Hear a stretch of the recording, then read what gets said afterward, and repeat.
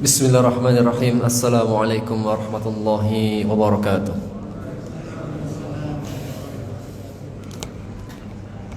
Alhamdulillah wassalatu wassalamu ala Rasulillah wa ala alihi wa sahbihi wa mawalah, amma ba'd. Allahumma la sahla illa ma ja'altahu sahla wa anta taj'alul hazna idza syi'ta sahla. Allahumma 'allimna ma yanfa'una wanfa'na bima 'allamtana wa dzakirna ma nusina wa ma jahilna wa zidna ilma wa fiqha wa amala. Alhamdulillah, segala puji bagi Allah. Allah pertemukan kita kembali di materi Arab Qurani, terjemah, tafsir dan tadabbur. Dan insyaallah taala ini merupakan Jumat yang terakhir dari bulan Sya'ban. Insyaallah taala, yang semoga Allah Subhanahu wa taala mempertemukan kita dengan bulan suci Ramadan yang insyaallah kita akan jumpai dalam hitungan beberapa waktu ke depan. Allahumma balikna Ramadan, Allahu sallimna ila Ramadan wa sallim lana Ramadan wa tasallamhu minna mutaqabbala. Insyaallah taala kita akan lanjutkan materi kita, dan kita masih dalam surat An-Nisa di ayat-ayat yang pertama. Kita selesai dari ayat pertama. Sekarang kita akan ambil ayat yang kedua dan berikutnya. Ayat yang kedua temanya tentang ayatul ahkam, ayat-ayat yang berbicara tentang perkara hukum, seputar hukum anak yatim. Yang kedua adalah poligami. Kemudian yang ketiga adalah mahar. Yang terakhir adalah menahan harta anak yatim. Baik, kita terjemahkan terlebih dahulu di ayat yang kedua. Kita baca kosakata. Bismillah. Huban. Huban artinya dosa. Atau Ibnu Abbas mengatakan al-hub ad-dambul kabir, dosa besar. Kalau kita baca pendek bertasydid hub, cinta. Tapi kalau kita baca panjang hub artinya dosa. Al-hubbu hub, cinta terlarang itu dosa besar. Lanjut, toba artinya yang baik. Ya, kita sudah sering juga sebut kalimat thayyib, sesuatu yang baik. Asal kata toba yatibu, toba yatibu thayyib. Thayyib artinya baik. Berikutnya ta'ulu. Ta'ulu artinya kalian berbuat zalim atau aniaya. Asal kata ala ya'ulu.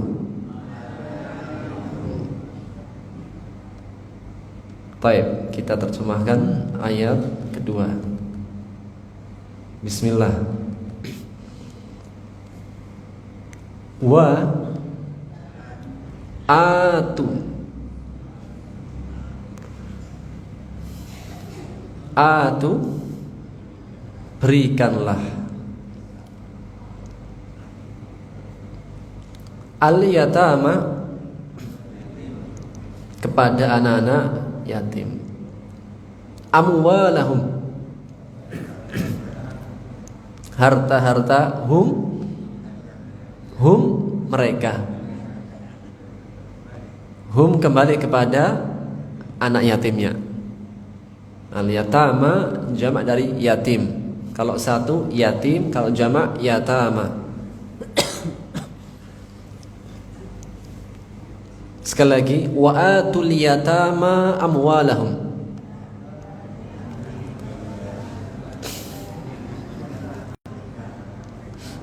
Dan berikanlah kepada anak yatim harta mereka. Maksudnya hartanya siapa? Anak yatim. Wa la tatabaddal, badal, jangan mengganti. Badal ya, kita sering dengar istilah badal. Badal imam ada, badal khatib ada, badal undangan ada. Yang belum ada badal kematian.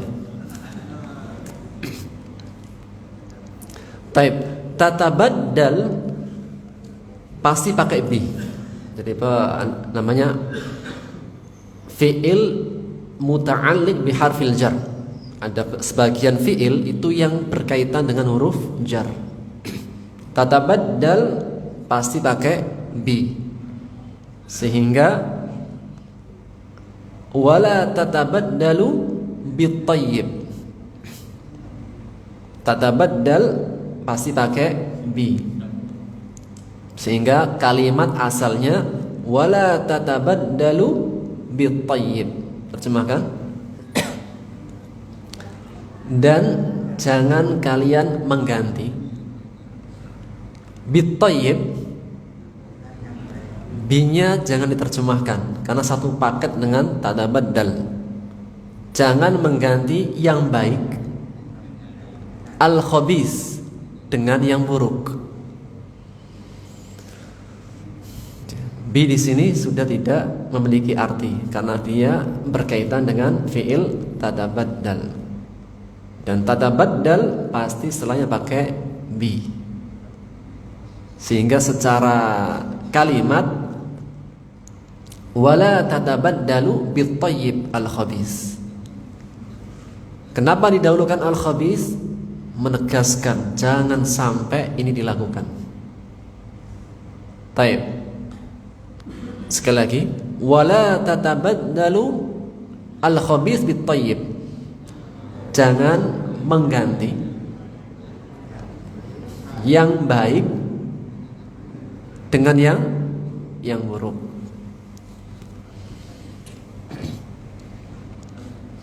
Susunan aslinya adalah wala tatabaddalu bit tayyib al-khabis.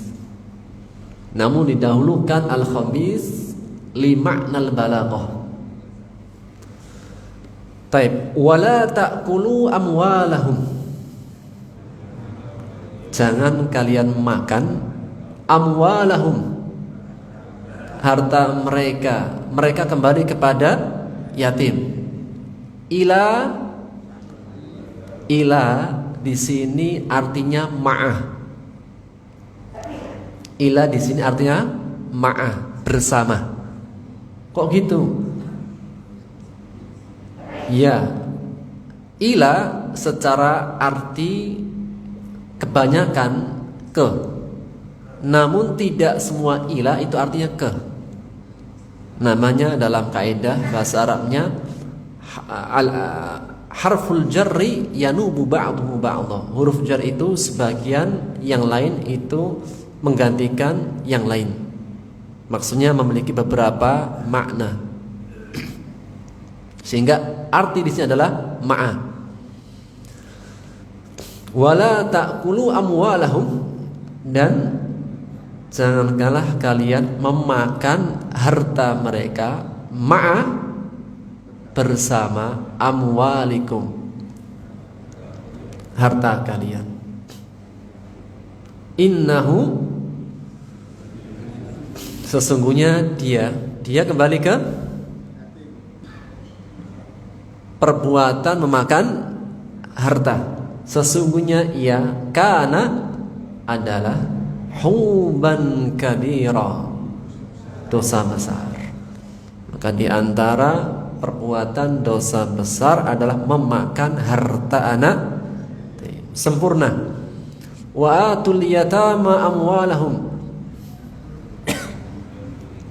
dan berikanlah kepada anak yatim harta-harta mereka.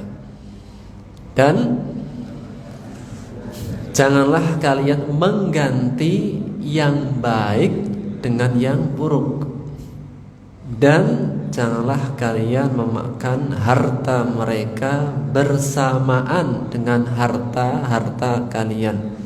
Sesungguhnya ia adalah dosa yang besar. Ayat setelahnya wa dan in, jika udah sering.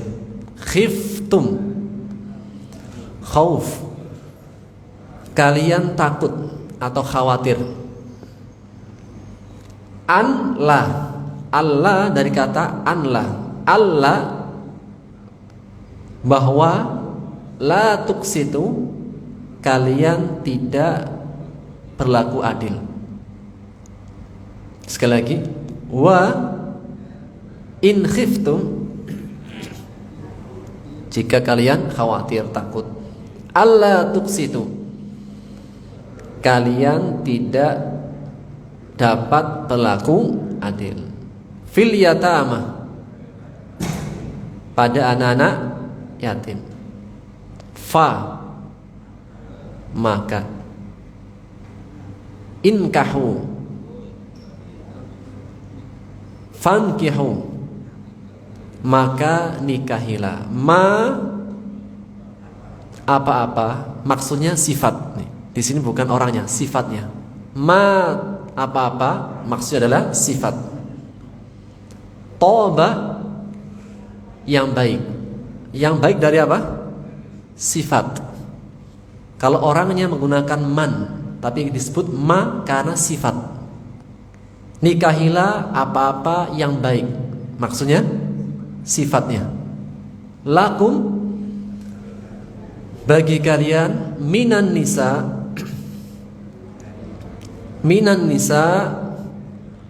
dari para perempuan-perempuan. Sekali lagi, fankihu ma taba lakum minan nisa.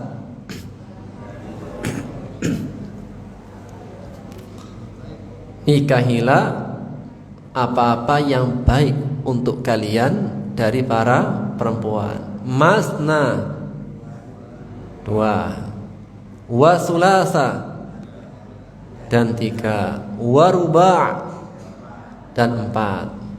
Berapa totalnya? Totalnya berapa?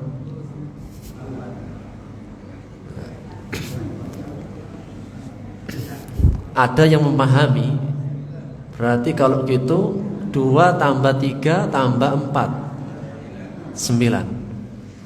Ada yang memahami seperti ini. Siapa? Kaum Syiah, kaum Syiah dan yang lainnya. Gimana cara membantahnya? Lihat lafadznya. Lafadz masna, sulasa, waruba namanya sifatul adat. Dalam bahasa Arab kita punya beberapa kategori angka. Ada al-a'dad al-asliyah, adat asalnya. Wahid, terus isnani, terus salasa, terus arba'ah, terus khamsah, dan seterusnya. Ini namanya al-a'dad al-asliyah. Dan al-a'dad al-asliyah, bilangan-bilangan asal, ini bisa ditambah, bisa dikurang.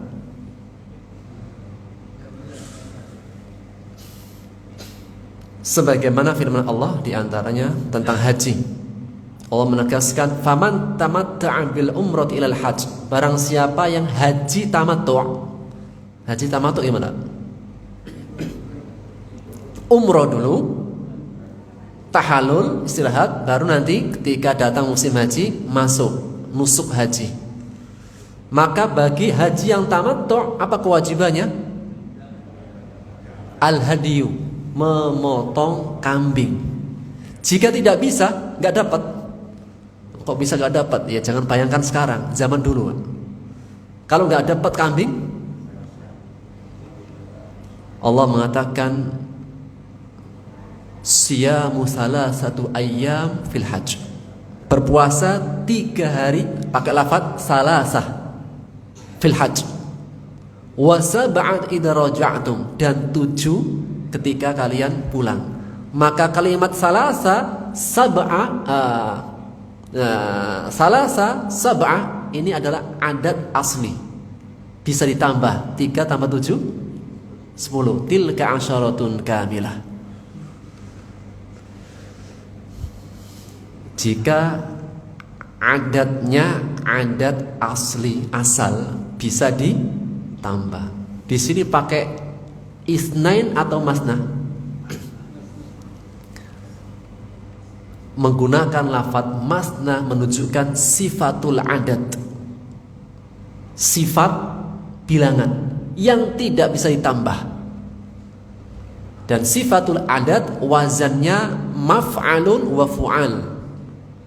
Maf'alun wa fu'al. Maka mengatakan masna berapa? 2. Wa sulas 3. Wa ruba' 4. Tidak ditambah. La tujma'. Sehingga yang memahami bahasa Arab tidak perlu membahas tentang apa? Kalau itu boleh 9. Enggak. Lafadznya pun yang dipakai apa? Masna, wa sulas, wa ruba'. Dalam bahasa Arab namanya apa? Sifatul adat. Contoh yang lain, sifatul adat, kalimat ahad. Ada wahid 1, ada ahad. Wahid adat al-asli, bilangan asal. Ahad sifatul adat, tidak bisa ditambah, tidak bisa dikurangi, tidak bisa dibagi. Qul huwallahu ahad. Untuk menegaskan tentang keesaannya Allah menggunakan sifatul adat. Kalau menggunakan wahid, maka apa ini masih berkonotasi. Baik, kembali kepada terjemahan biar tidak panjang-panjang. Sekali lagi, fankihu ma taba lakum minan nisa. Maka nikahilah ma, apa? Maksudnya apa tadi? Sifat. Taba yang baik, lakum bagi kalian wahai para laki-laki, minan nisa dari perempuan, masna 2, wa sulasa wa ruba' 4. Fa, maka in jika khiftum kalian takut. Nah, takut Pak, khawatir. Jika kalau takut nggak bisa. Allah ta'dilu, takut kalian tidak dapat berlaku adil. Kalau takut Pak, berapa? Fawahidatan, cukup 1. Jadi kalau 1 tandanya apa? Saya nggak berani jawab pokoknya Pak. Terjemahkan saja yang ada. Atau ma, apa-apa malakat aimanukum, yang dimiliki oleh aiman, tangan-tangan kanan kalian. Maksudnya adalah budak. Nah, dikuasai, dimiliki. Maksudnya adalah budak, milkul yamin. Dalika, yang demikian itu adna, lebih dekat, alla ta'ulu, agar kalian tidak berlaku zalim.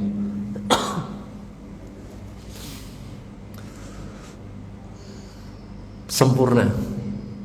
Wa in khiftum, dan jika kalian khawatir, takut, kalian tidak dapat berlaku adil pada anak-anak yatim, maka nikahilah apa-apa yang baik untuk kalian dari para wanita-wanita 2, 3, 4. Gak ada dan Pak. Maka jika kalian takut, khawatir bahwa kalian tidak dapat berlaku adil, maka cukup satu. Ibu-ibu keras banget. Ibu-ibu keras banget ya. Atau ma malakat aimanukum, apa yang dimiliki oleh tangan kanan kalian. Maksudnya adalah budak atau yang kalian miliki dari budak. Itu lebih dekat agar kalian tidak berlaku adil, tidak berbuat zalim, tidak berlaku zalim. Khalas. Alhamdulillah. Ya.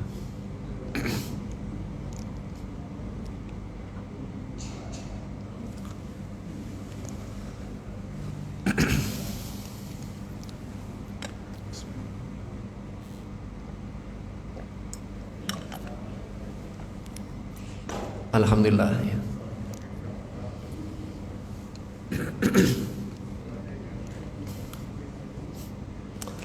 Ayat 2.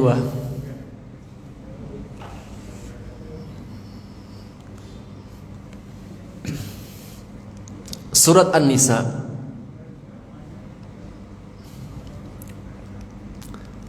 yang menjadi pokok pembahasan dari surat An-Nisa adalah menjaga hak-hak perempuan dan juga memperhatikan hak-hak keluarga. Maka setelah di ayat pertama Allah perintahkan orang-orang beriman untuk bertakwa kepada Allah, karena mereka diciptakan dari jiwa yang satu, Adam alaihissalam dan Hawa. Setelahnya juga Allah perintahkan untuk bertakwa kembali, menjaga hak Allah dan menjaga hak rahim, kerabat. Setelahnya Allah menegaskan tentang anak yatim dan hak perempuan.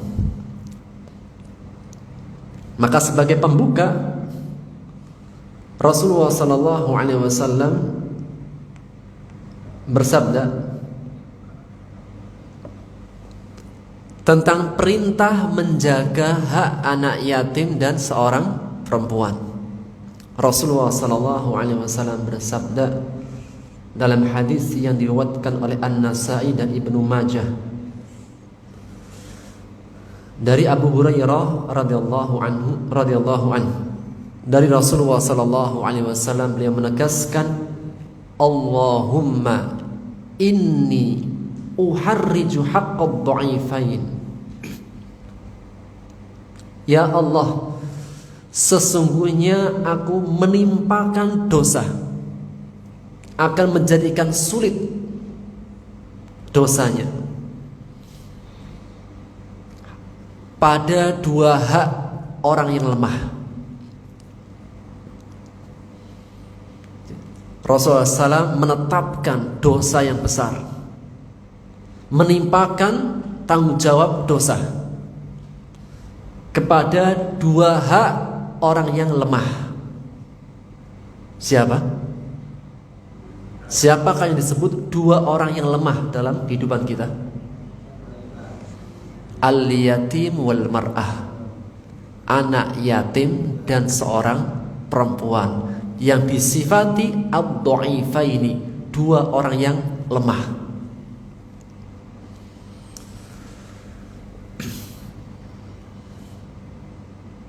Di masa jahiliyah, anak yatim seringnya dipermainkan. Harta mereka diambil, kemudian mereka diterlantarkan. Di antara kejahiliaan sebelumnya, bahwasanya seorang perempuan tidak mendapatkan haknya. Maka datanglah Islam menentukan hak-hak masing dari mereka. Maka Allah perintahkan kepada orang-orang beriman, wa atul yatama amwalahum, dan berikanlah kepada anak yatim harta-harta mereka. Hal ini menegaskan bahwasanya ketika ada seorang anak yatim dan dia memiliki harta, maka hartanya tidak diserahkan langsung kepadanya ketika dia masih kecil.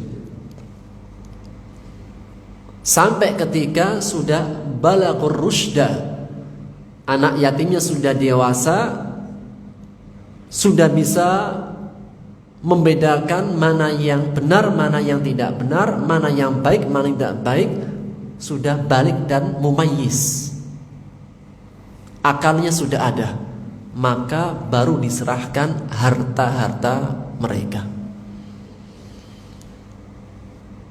Dan pengertian anak yatim dalam syariat, siapakah orang yang disebut sebagai anak yatim? Siapa?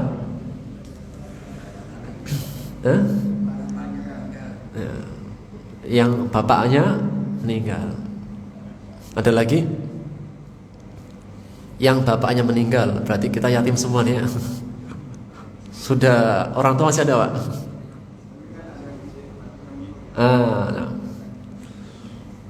Al-yatimu syar'an, yatim dalam tinjauan syariat, man mata anhu abuhu wa huwa shaghir lam yablughul hulum. Siapa saja yang mati bapaknya dan dia masih kecil, belum sampai balik. Maka pengertian anak yatim adalah seseorang yang ditinggal wafat ayahnya dan dia belum balik. Rasulullah SAW bersabda dalam hadis riwayat Abu Dawud, la yutma ba'da ihtilam, tidak dikatakan yatim jika setelah balik. Maka yatim dikatakan yatim ketika belum balik. Maka ketika anak yatim sudah dewasa, dan di sini disebutkan al-yatama, anak yatim, maksudnya adalah bina ala ma qablahu. Dia masih dikatakan yatim karena status sebelumnya. Berikan anak yatim, maksudnya bukan pada saat dia masih yatim, namun disebutkan lafadz yatim karena bina ala ma qablahu, status sebelumnya. Ketika sudah dewasa, maka diserahkan harta-harta mereka. Wala tatabaddalu al-khabitha bit-thayyib, dan jangan mengganti sesuatu yang baik dengan yang buruk.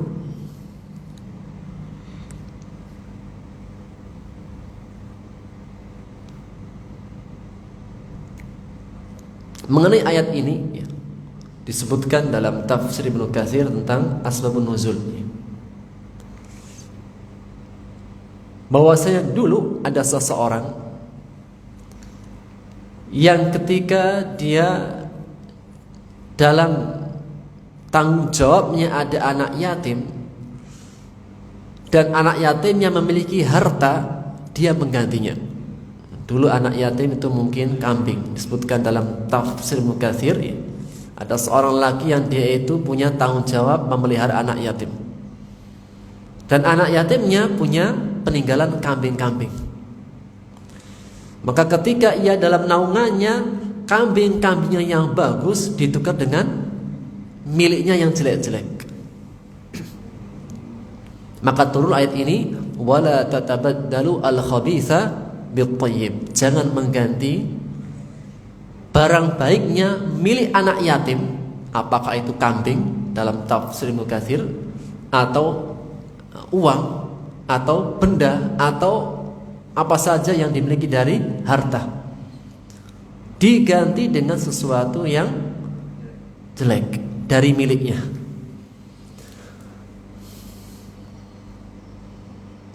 As-Sa'di mengatakan, istibdalil khabith bit-thayyib, mengganti sesuatu yang baik dengan yang buruk. An ya'khudal waliyyu min walil yatim an-nafis, seorang wali yatim mengambil dari harta anak yatim yang bagus dan menjadikan sebagai pengganti dari hartanya al-khasis, harta yang tidak baik.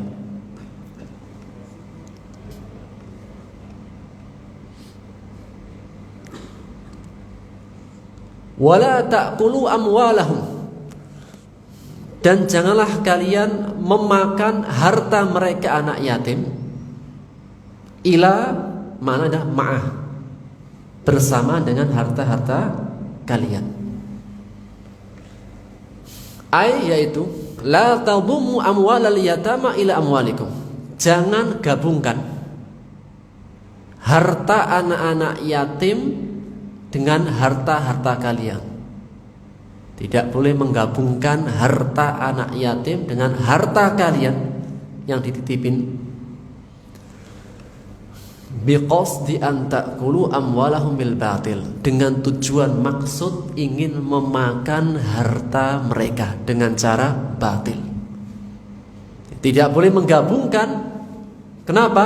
Dengan tujuan. Jika tujuannya untuk memakan harta anak yatim dengan cara batil.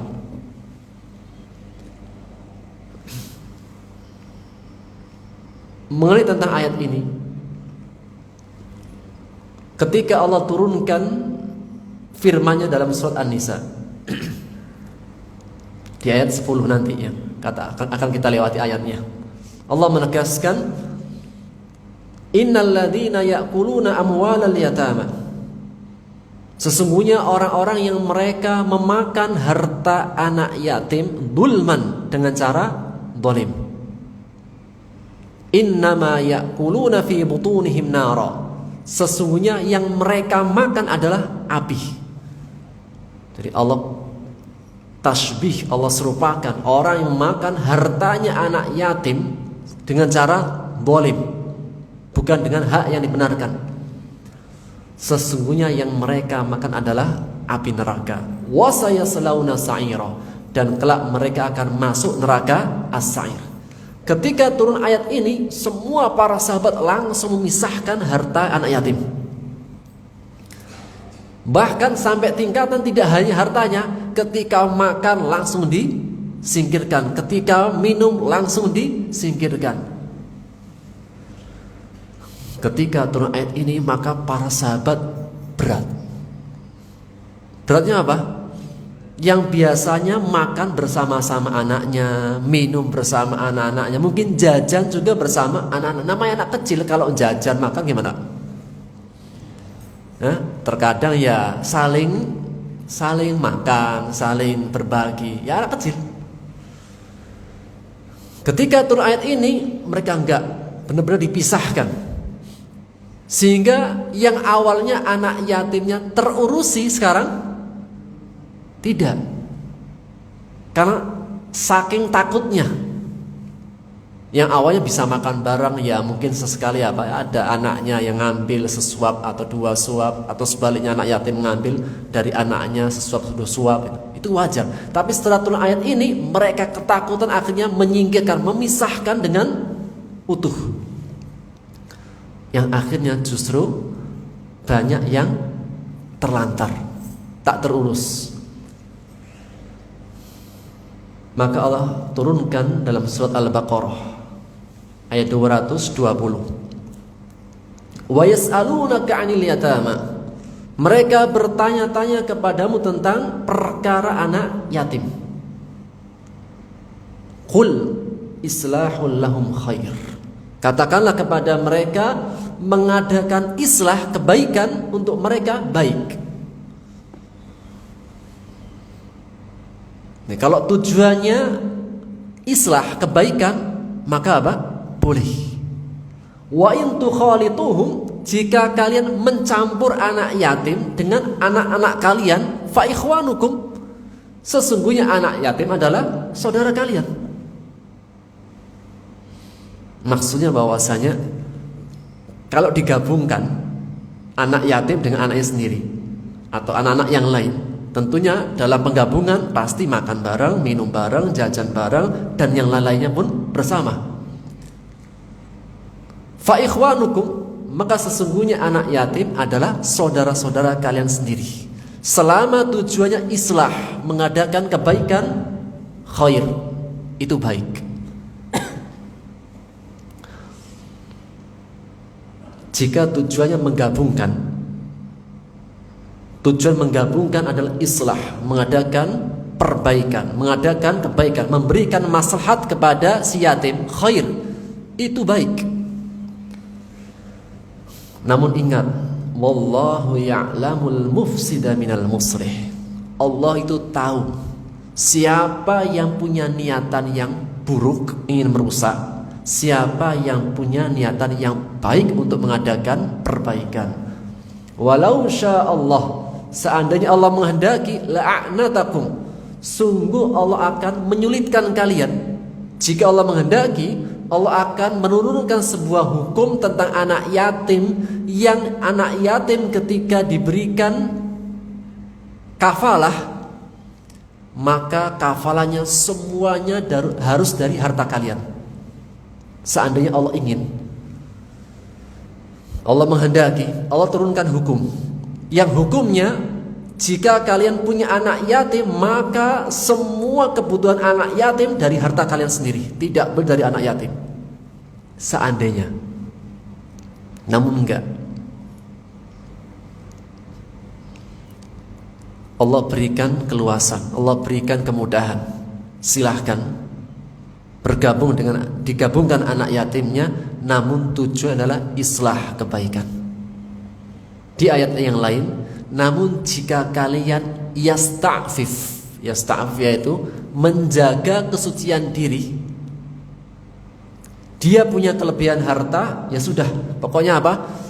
Sudah, jangan ambil dari anak yatim, baik makannya, minumnya, sandang pakaiannya, semuanya itu biar dari hartaku, boleh, khair, itu lebih baik. Nah, tidak semua orang itu punya kelebihan harta yang cukup. Kalau dia memang punya kelebihan harta yang cukup, kemudian dia yasta'fif, dia menjaga kesuciannya secara utuh, semua kebutuhan anak yatim itu dari hartanya, khair, itu lebih baik. Namun seandainya tidak bisa karena ekonominya terbatas, dia boleh menggabungkan dengan tujuan islah, yaitu mengadakan perbaikan. Yang kalau dipisahkan justru memudaratkan anak yatim. Namanya anak kalau dipisahkan justru mungkin tidak mau makan, tidak mau minum, tidak terurusi, tidak diperhatikan. Maka itulah firman Allah Subhanahu wa ta'ala.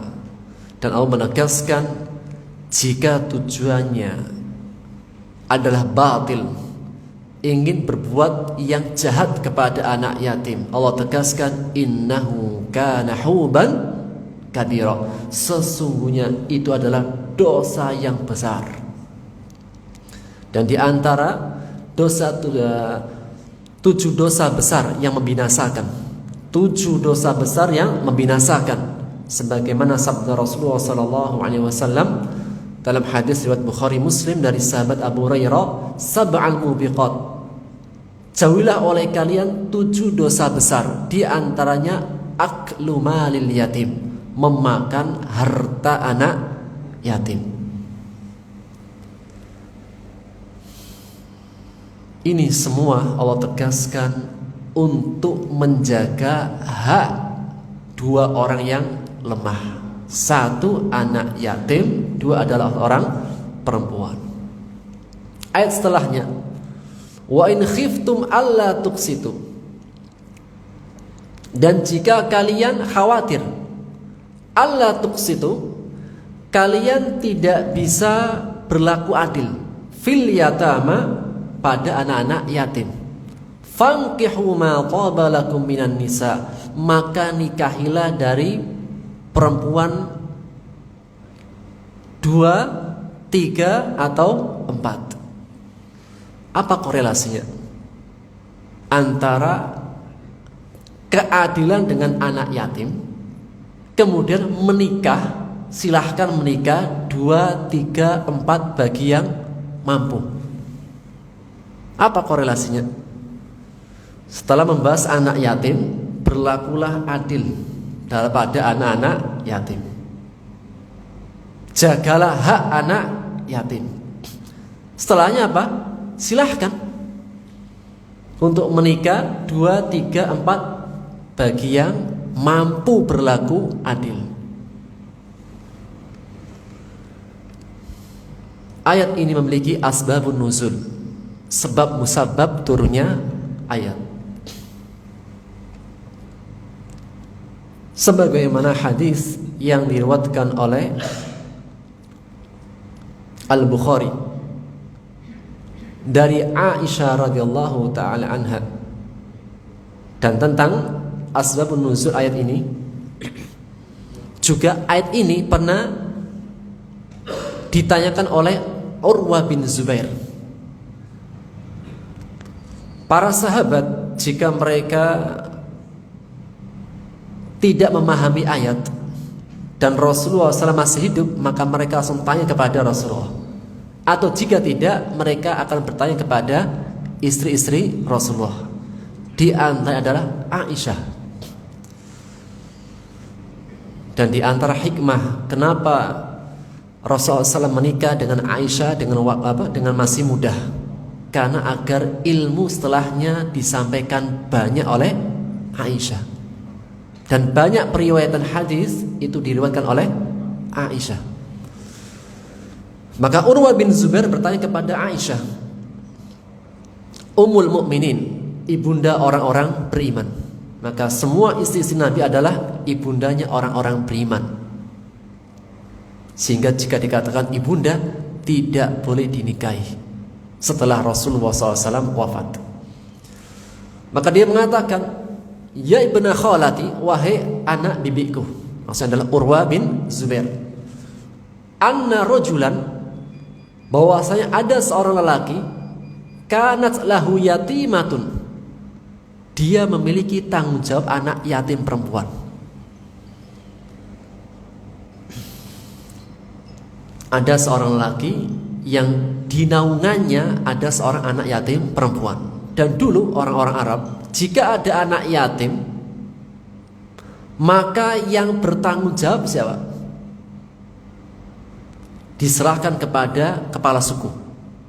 Nah, siapa? Ya keluarga besar, marga fulan. Sehingga ketika ada anak yatim, maka apa? Kepala sukulah yang bertanggung jawab. Tentunya apa? Ya keluarga besarnya, keluarga dari laki-laki atau pengasuh kepada bibinya. Maka ada seorang lelaki yang dia punya kafalah kepada anak yatim perempuan. Wa kana lahu adkun, dan dia itu memiliki syirkah, memiliki kerjasama dengan bapaknya dengan sebuah bidang kebun kurma. Jadi apa? Dua orang laki-laki itu apa? Beli kebun kurma. Kemudian salah satu dari keduanya itu meninggal. Ketika meninggal, dia punya anak perempuan. Dan bapaknya memiliki harta bersama berupa kebun kurma.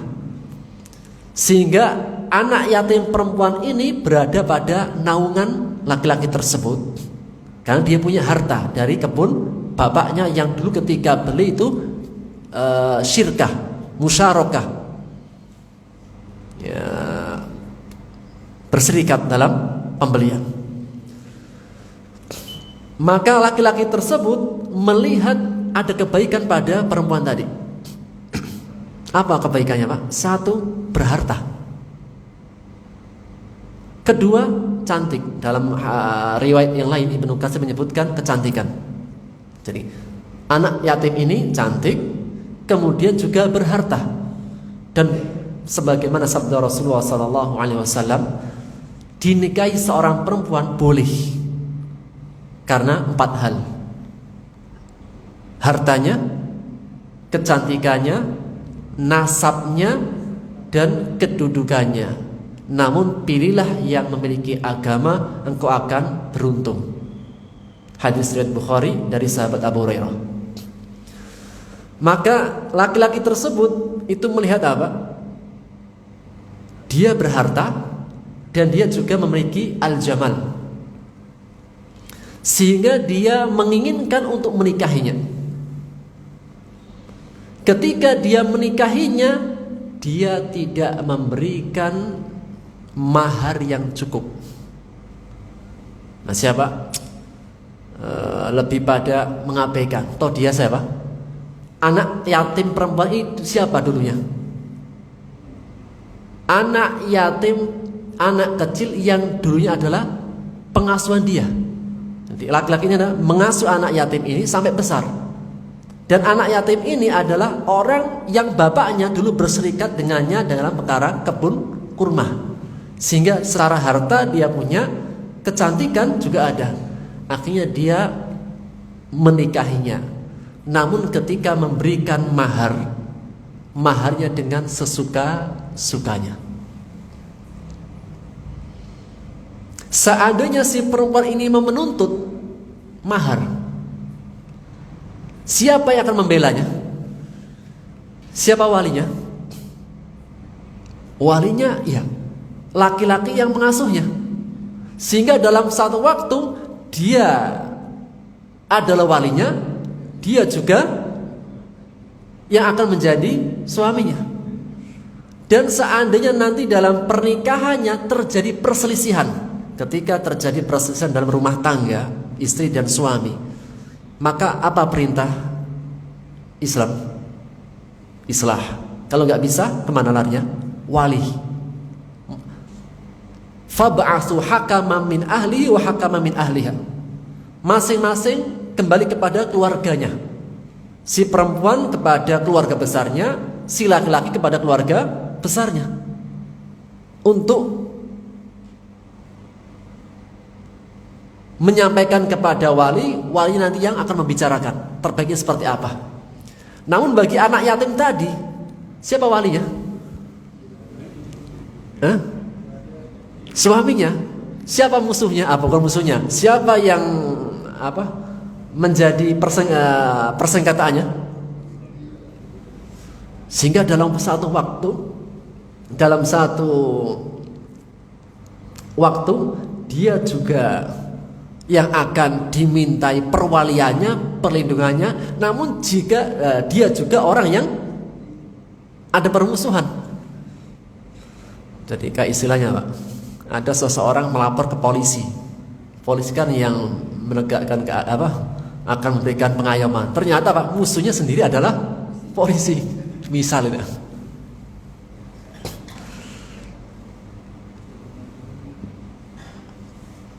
Sehingga ada seorang penyair bernama Al-Mutanabbi. Dia mengatakan dalam syairnya, ya a'dalan nasi fi mu'amalati illa fi mu'amalati. Wahai orang yang paling menegakkan keadilan, hakim maksudnya. Seorang hakim itu yang menegakkan hukum keadilan, hak di antara manusia yang bersengketa. Illa fi mu'amalati, kecuali dalam hakku.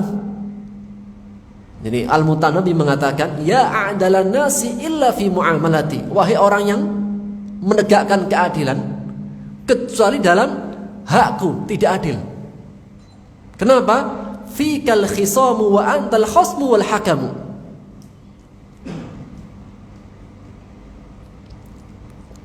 Padamu tempat meminta keadilan. Namun di waktu itu engkau adalah musuhku, engkau adalah hakimnya. Dia adalah hakimnya. Namun si hakim ini justru yang bermasalah dengan si pengadu. Maka datanglah ayat ini.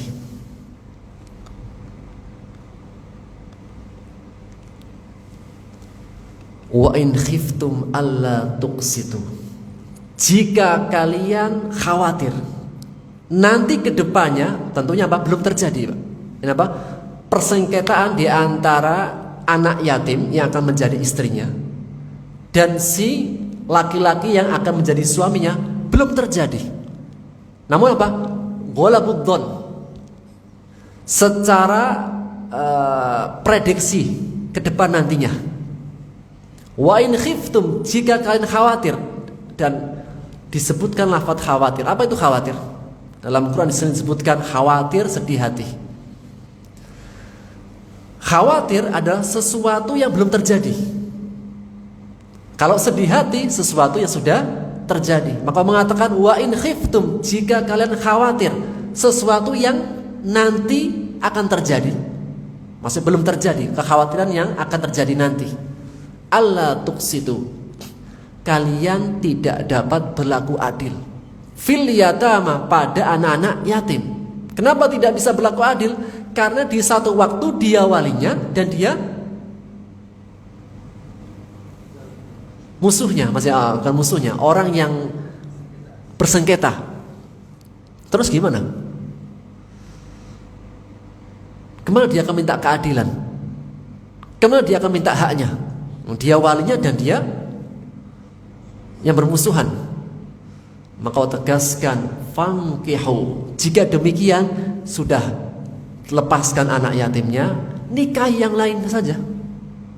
Fankihu ma taba lakum minan nisa, jika ingin menikah, ma taba lakum minan nisa, nikahilah wanita yang lain yang baik-baik. Masih ma di sini adalah menunjukkan sifat. Kalau orangnya man, tapi kalau ma sifatnya. Ma taba, sifat yang baik. Apa sifat yang baik dalam hadis? Hartanya, kecantikannya, nasabnya, kedudukannya. Namun pilihlah agama, engkau akan beruntung. Maka jika ada sifat-sifat ini, silahkan. Berapa? Silahkan 2. Silahkan menikah 3. Silahkan menikah 4. Dan wa di sini bukan lil atof, untuk digabungkan. 2 tambah 3 tambah 4 berarti berapa? 9. Tidak. Lafadznya saja lafadz sifatul adat yang tidak bisa ditambah. Allah tidak menggunakan sintain, salasah, arba'ah, tidak. Yang Allah gunakan masna wa sulasa wa ruba'. Hal ini menegaskan 2 atau 3 atau silahkan 4. Fa in khiftum alla ta'dilu, namun jika kalian takut baik, takut, khawatir, alla ta'dilu, tidak bisa berlaku adil. Kapan? Ya masing-masing orang bisa melihat dirinya. Kira-kira saya mampu gak? Saya bisa berlaku adil. Kalau gak mampu, fawahidatan, cukup dengan 1. Hal ini menegaskan jika engkau melihat dirimu tidak mampu, jangan memaksakan diri. Kenapa? Karena menghilangkan mudarat itu lebih didahulukan daripada mendatangkan maslahat. Apa maslahat menambah istri? Ada maslahatnya? Tidaklah Allah memperbolehkan sesuatu, pasti ada maslahatnya. 1, menutup pintu perzinahan. Ada di antara laki-laki yang tidak cukup dengan 1. Yang kedua, banyaknya kaum perempuan. Karena laki-laki lebih pendek usianya daripada perempuan, dengan sebab, bukan dengan umur. Apa sebabnya? Peperangan. Yang kedua, laki-laki itu yang mencari nafkah di luar, sehingga kata Syekh Utsaimin lebih terbuka untuk celaka. Jadi laki-laki itu keluar kerja kuli bangunan, kerja apa di lautan, sehingga apa? Lebih terbuka untuk dalam kecelakaan. Dan juga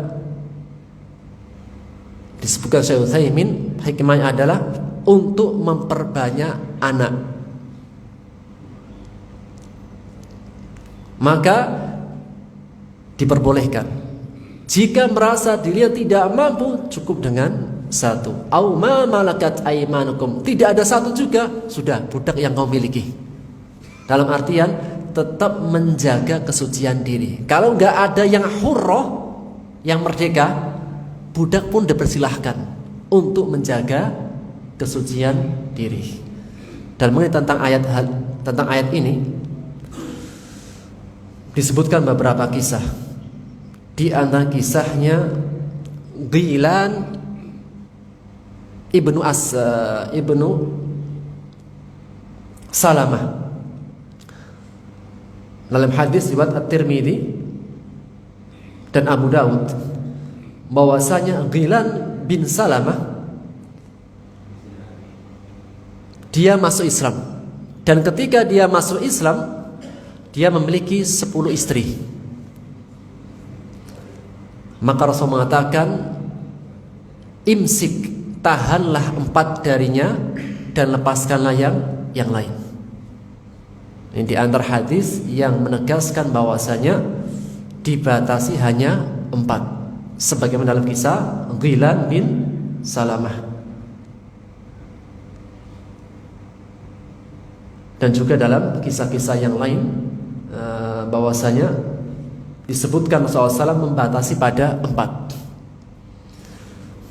Di antara juga dalam asar Imam Syafi'i dari Muawiyah Ad-Dili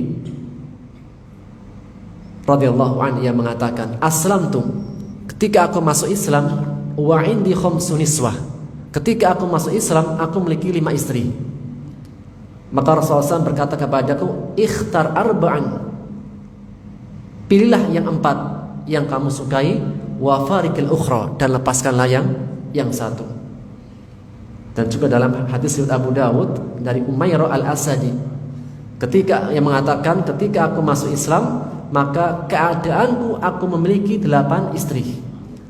Lalu Rasulullah SAW bersabda kepadaku, pilihlah olehmu mereka 4, kemudian lepaskanlah yang lain. Sehingga dari sini menegaskan al-mutaqarrir yang ditetapkan dalam umat Nabi Muhammad SAW, jika mereka ingin menambah maka batasannya hanya pada sampai 4. Adapun bagi Rasulullah SAW memiliki kekhususan secara sendiri. Itu pun apa? Allah sebutkan syaratnya, jika seseorang mampu. Dan makna mampu adalah fil qismah, dalam pembagian, bukan dalam perkara hati. Karena waktunya sudah habis, insyaallah kita akan lanjutkan pada pertemuan yang akan datang. Wallahu ta'ala alam bissawab. Semoga Allah mudahkan kita insyaallah di pertemuan berikutnya, dan semoga Allah Subhanahu wa taala menyampaikan kita dengan bulan suci Ramadan.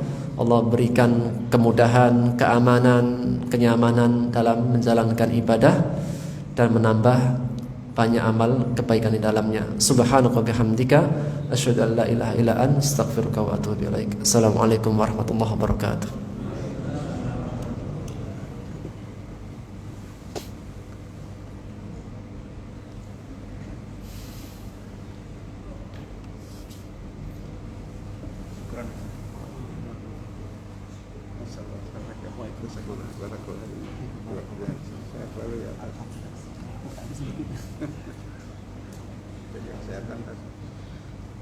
Kesehatan.